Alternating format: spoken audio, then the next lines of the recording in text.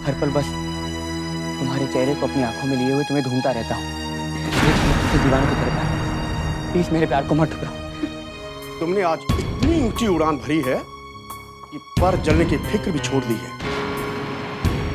मुझे लगता है कि अभी तक आप गलतफहमी की आग में चल रहे हैं। विलास, अब इसमें तो कोई गलतफहमी नहीं है कि तुम्हारे भांजे की शादी श्वेता के साथ हो रही है।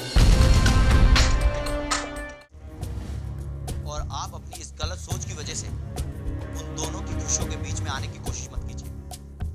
हमने जो किया सो किया। काम अपनी जगह है और रिश्ते अपनी जगह। और मैं आपको यकीन दिलाना चाहता हूँ कि ये रिश्ता किसी साजिश का नतीजा नहीं है।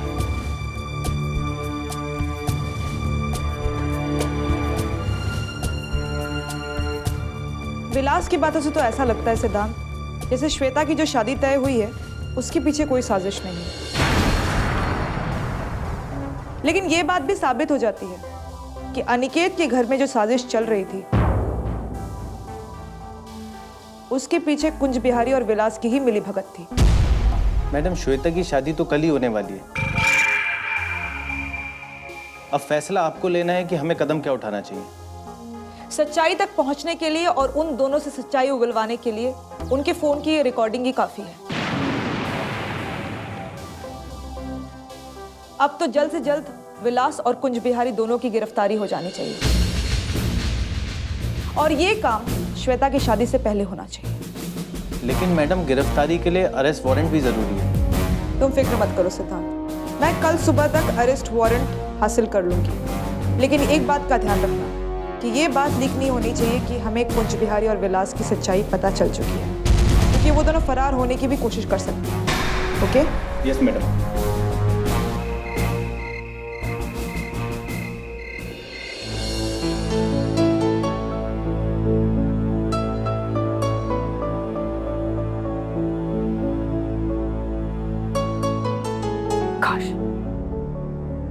काश कि मुझे इस लड़की को सबक सिखाने का एक मौका मिल जाता। थप्पड़ मारा उसने मुझे। ये मेरे प्यार का जवाब नहीं हो सकता। अरे मैं तो उसे बस इस बात का एहसास दिलाना चाहता था कि मैं उससे कितना प्यार करता हूं। दीवानों की तरह चाहता हूं उसे। मेरे साथ ऐसा किया। मैं इतने सालों तक उसका यूं इंतजार नहीं करता।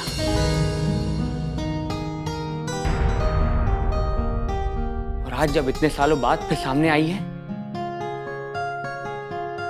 उसने मेरे प्यार का ये सिला दिया।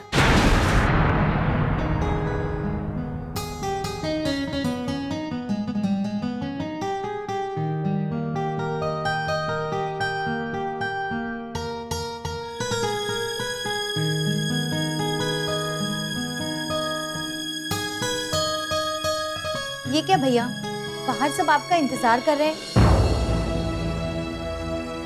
और आप यहाँ अकेले खड़े हुए हैं। चलिए ना भैया, बाहर चलते हैं। जानवी, प्लीज मुझे अकेला छोड़ दो।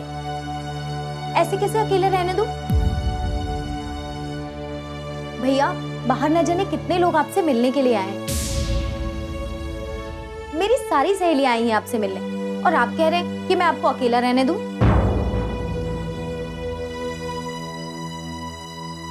कल तुम्हारी शादी है और आज जो भी रस्म रिवाज है वो करना भी बहुत जरूरी है। देखो ना माँ, भैया का चेहरा तो खुशी से चमकना चाहिए,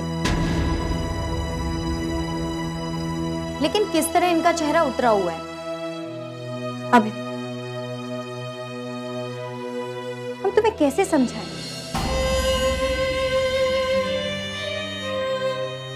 बेटा, जो खुशियां हमें ईश्वर देता है हमें उन्हें गले लगा लेना चाहिए।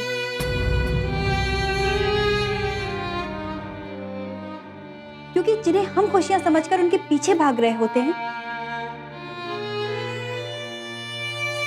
वो सिर्फ एक छलावा होते हैं। छलावा नहीं, वो लड़की एक छलावा नहीं है। वो एक ऐसी लड़की है जिसे मैंने दिल से चाहा है। और मैंने आपसे कहा था कि वो यहीं इसी शहर में है। हाँ, इसीलिए तो मैंने तुम्हें इस बात का फैसला तकदीर पर छोड़ते हुए शादी के दिन तक का मौका दिया था। पर क्या हुआ, तुम नहीं ढूंढ पाए ना उसे? लड़की मुझे मिली थी,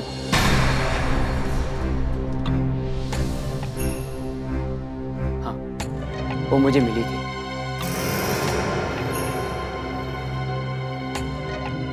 और वो ऐसी शहर में नहीं, बल्कि यहीं कहीं आसपास है। अच्छा, तो कहाँ रहती वो? क्या नाम है उसका? कहाँ रहती है, क्या नाम है उसका, ये तो उसने मुझे नहीं बताया। तो उसके बारे में सोचकर अब क्या फायदा है अभिनव? माँ, उसके लिए प्यार मेरे दिल में है।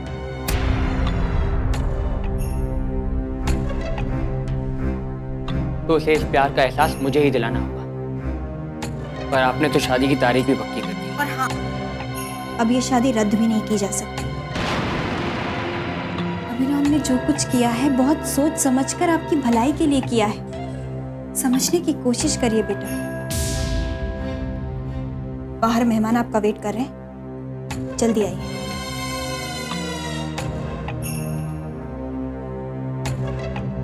भैया, शायद कुदरत को भी यही मंजूर है, वरना आपकी शादी श्वेता के साथ तय ही क्यों होती।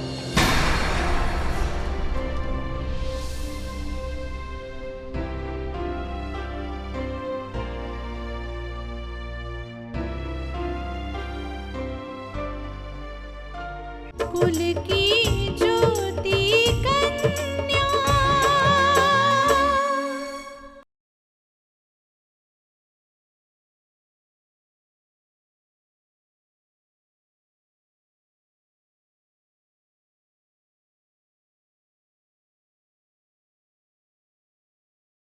कुल की ज्योति कन्या।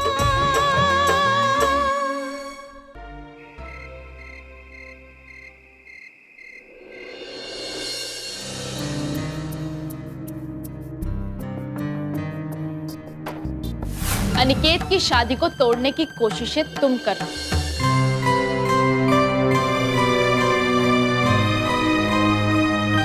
तुम नहीं चाहते कि तुम्हारे भाई की शादी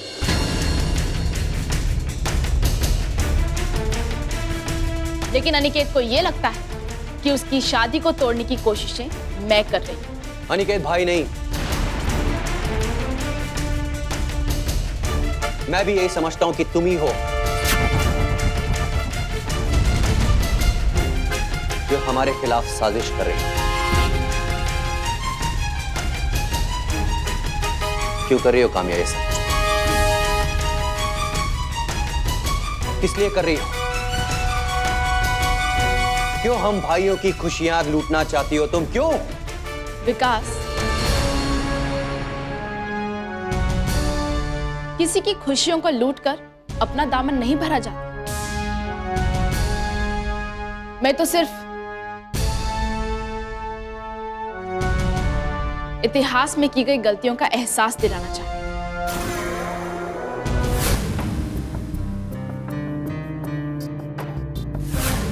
तो अब तुम्हारी भी जुबान चलने लगी? हाँ डैड, मेरी भी जुबान चलने लगी है, क्योंकि खामोशियों से परेशानियां दूर नहीं की जा सकती डैड।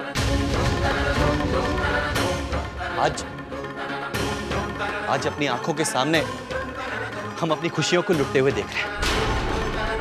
आज अपने बिजनेस की तबाही हम अपनी आंखों के सामने देख रहे हैं डैड, और ये सब कुछ सिर्फ आपकी वजह से, सिर्फ आपकी वजह से।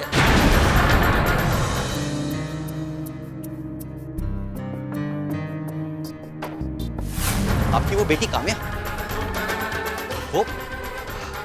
वो हमारे परिवार को बर्बाद करना चाहती है, जलाकर राख कर देना चाहती है हमारे परिवार को डैड। और ये सब कुछ सिर्फ और सिर्फ आपकी वजह से हो रहा है डैड। आप ही जिम्मेदार है इसके, केवल आप। मैं ही इसका जिम्मेदार हूं। मैं इसका जिम्मेदार हूं। मैंने गुनाह किया है, बहुत बड़ा गुनाह किया है मैंने। हाँ, गुनाह किया है डैड, आपने गुनाह किया है। आपका सबसे बड़ा गुनाह यह है कि आपने इतनी बड़ी सच्चाई हम लोगों से छुपा कर रखी कि आप जब अपनी पहली पत्नी को अपने घर से बाहर निकाल रहे थे तो उनके साथ उनकी एक बेटी भी थी। विकास बेटा, बात चुप रहिए आप चुप रहिए। और डैड, मुझे तो ये भी पक्का यकीन है कि आपने ये बात भी हम लोगों से छुपाई है कि वो औरत जो आपकी पहली पत्नी थी वो इसी शहर में है। अरे अगर शादियां करने का इतना शौक था, दो पत्नियां रखने का इतना शौक था, तो दोनों को पालने का शौक भी रखा होता। डैड, बात करते हैं। क्या हुआ आपको? क्या? अरे संभाल, क्या हुआ आपको?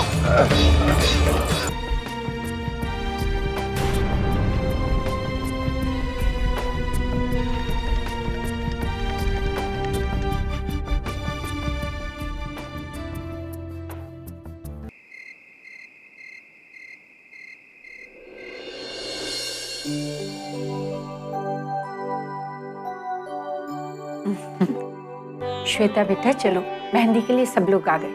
जी। असल में शादी इतनी जल्दी में तय हुई कि कुछ सोचने समझने का मौका ही नहीं मिला। अच्छा, कल तो अभिनव के साथ थी, कैसा लगा वो? मतलब उसकी बातें, उसके विचार। अब आपने पसंद किया है माँ, अच्छा तो होगा ही। कल तो काम्या के ऑफिस गई थी ना, तो कुछ तो बात हुई होगी रास्ते में। नहीं माँ, एक्चुअली कल पता नहीं कौन से सोच में डूबा हुआ था वो। काम्या के ऑफिस में भी हम कुछ देर तक रुक भी नहीं पाए, जिद लगाकर बैठा था और निकल गया। मॉम, एक्चुअली गलती मेरी थी। मुझे किसी काम से फैक्ट्री जाना पड़ा और जब मैं वापस आई तो दीदी और अभिनव निकल चुके थे। मैं फिर से अभिनव से नहीं मिल पाई। कोई बात नहीं, कल शादी है, कल मिल लेना। अरे वो मेहंदी की रस्म शुरू होने वाली है, तो जल्दी से तैयार हो जा। लड़कियां तेरे बारे में पूछ रही थी। ठीक है मॉम, वो पापा आने वाले थे ना, आपकी उनसे बात हुई? हाँ, उन्होंने कहा तो था मैं आऊंगा। पता नहीं इतना काम क्यों करते हैं वो। मॉम, वैसे भी ना सफलता काम का ही इनाम होती है, और जिसकी आदत में काम बस जाए ना तो उसकी आदत इतनी जल्दी छूटती नहीं है, और पापा उन्हीं में से एक है। एनीवेज, मैं तैयार होके आती हूँ और मैं पापा से भी बात कर लूंगी कि वो कहाँ पर है। ठीक है, चल श्वेता। कुल की ज्योति कन्या।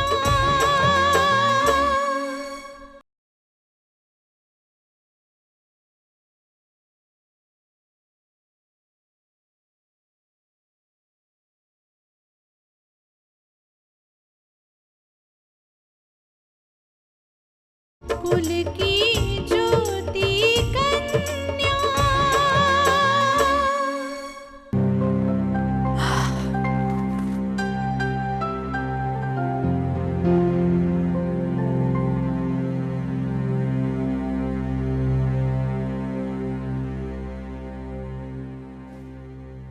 हेलो काम्या बेटा, कैसे हो? नमस्ते पापा। खुश रहो। और शादी की तैयारियां कैसे चल रही हैं? तैयारियां तो जोर शोर से चल रही हैं, लेकिन पता है आपके बिना सब कुछ अधूरा सा लग रहा है। आपके बिना यहाँ कुछ भी अच्छा नहीं लग रहा। मैं जानता हूँ काम्या बेटा, मैं जानता हूँ कि आप लोग मुझे बहुत याद कर रहे होंगे, पर मैं क्या करूं? तुम्हारी माँ ने ये शादी इतनी जल्दी तय कर दी कि मैं चाह के भी अपना स्केड्यूल बदल नहीं सका। पापा, मुझे पता है कि आप बहुत बिजी हैं, लेकिन आप ही तो कहते हैं ना कि बिजी होने की वजह से अपने रिश्तों को पीछे नहीं छोड़ना चाहिए। ये नहीं है कि अगर काम करते रहो तो फिर रिश्ते टूट जाएं। और ये मैंने नहीं, आपने कहा है कि काम में और रिश्तों में बैलेंस बना के चलना चाहिए। बेटा, जब बच्चे बड़े हो जाते हैं, बड़ों का सबक उन्हीं को याद दिलाने में जरा भी वक्त नहीं लगाते। आई एम सॉरी, मैंने रिश्तों की डोर को नहीं तोड़ा है। मैं रिश्ते निभाने जरूर आऊंगा। लेकिन कब पापा? क्या श्वेता दीदी आपकी बेटी नहीं है? काम्या, मैंने जैसे हमेशा तुम्हें अपनी बेटी माना है, वैसे ही श्वेता मेरी बेटी है। तो फिर आप कब आ रहे हैं? मॉम कह रहे थे कि श्वेता दीदी का कन्यादान भी आप ही करेंगे। ये खुश नसीबी मैं अपने हाथ से जाने नहीं दूंगा। मैं श्वेता का कन्यादान करने आ रहा हूं। कल शादी से पहले मैं इंडिया पहुंच रहा हूं। हम सब आपका इंतजार करेंगे पापा। अच्छा, एक बात बताओ काम्या बेटा, तुम अनिकेत के परिवार को शादी में बुला रहे हो? जी पापा। देखो बेटा, शादी ब्याह का मौका ऐसा होता है जहां लोग आपस में मिलते जुलते हैं। जितने भी गिले शिकवे हैं ना, सब दूर हो जाते हैं। इसलिए ऐसे शादी और ब्याह के मौकों पर आमंत्रित अपने लोगों को करना ही चाहिए। हमने उन्हें अपनी तरफ से तो इनवाइट किया है पापा, और वो लोग भी शादी में जरूर शामिल होंगे। ठीक है बेटा, लेकिन शादी की तैयारी में कोई कसर नहीं रहनी चाहिए।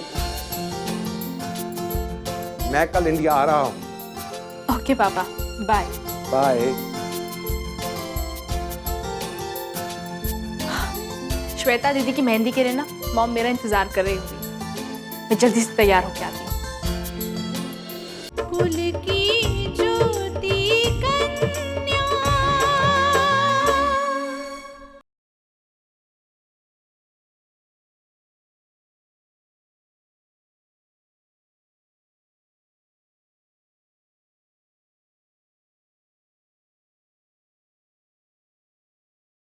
कुल की ज्योति कन्या।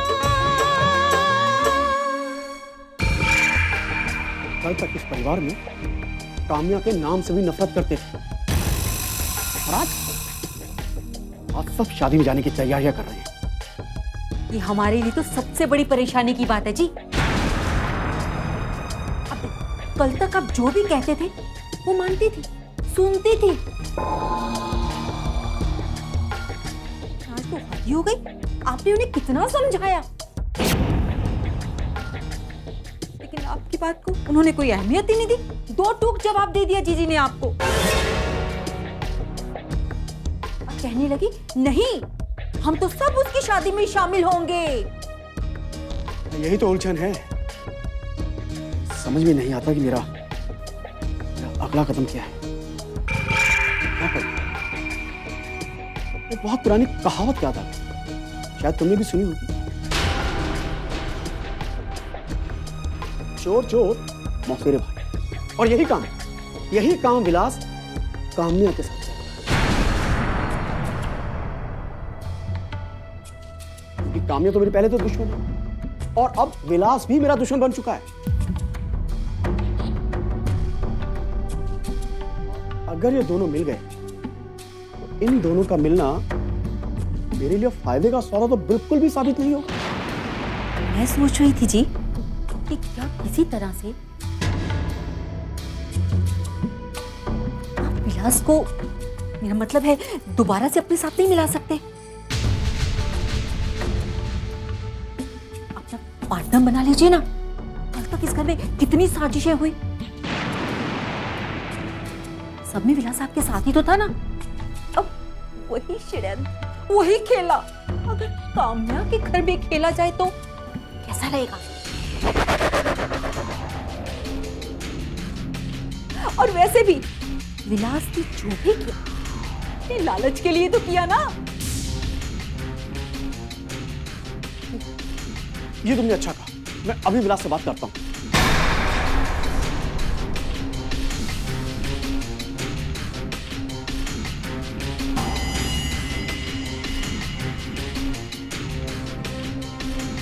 तो स्विच ऑफ आ रहा है। आप जल्दी से श्वेता की शादी में जाने के लिए तैयार हो जाइए। आप वहां पर रहेंगे ना तो सबके रंग ढंग भी देख लेंगे और विलास से मुलाकात भी हो जाएगी। हाँ, ये तुम ठीक कहती हो। चीची ने मेरी बात नहीं मानी तो नहीं मानी, लेकिन मुझे तो ऐसा जाहिर करना है कि मैं जीजी के हर फैसले में उनके साथ हूं। तो मैं ऐसा करता हूं, श्वेता की शादी में शामिल होने के लिए तैयार हूं। अब आएगा क्या खान साहब।